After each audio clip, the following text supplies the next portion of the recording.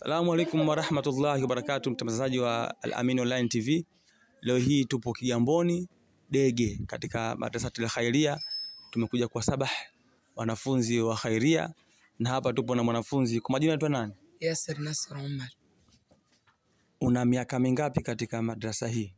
Na miaka 6 kama sikosei Katika madrasa hii. Sheikh Muhammad naye ana miaka mingapi katika madrasa hii toka alivyokuja hapa? Hapa kama 5 hivi. 5. Unauonaje ufundishaji wake wa hadithi pamoja na Qur'ani Sheikh Muhammad? Vizuri sana. Hakosei, atufundisha vizuri. Na anatulea kwa maadili mema. Kwa hiyo tunamshukuru sana.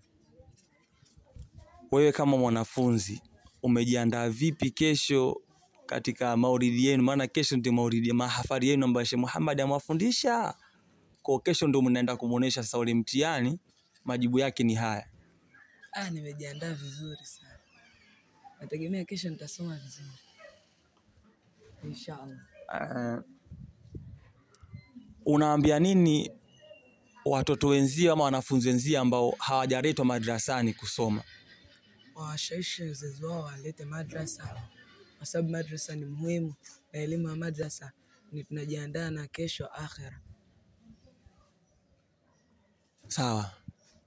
Upo juzu ngapi? Nipo juzu ya 7.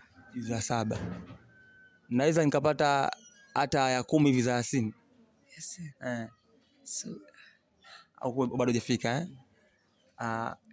basi naomba sura yoyote nipate hata ya 10 hivi. Bismillahirrahmanirrahim.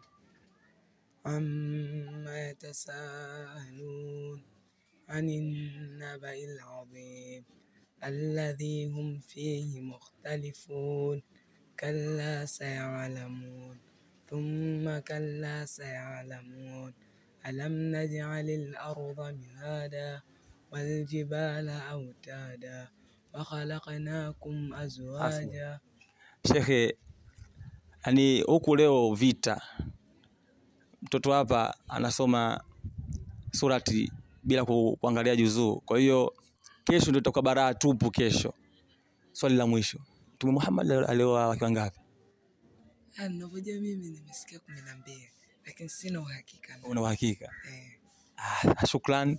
Kesho na imani utasoma vizuri kama Sheikh Muhammad alivyokufundisha. Ndio inshallah. Asante.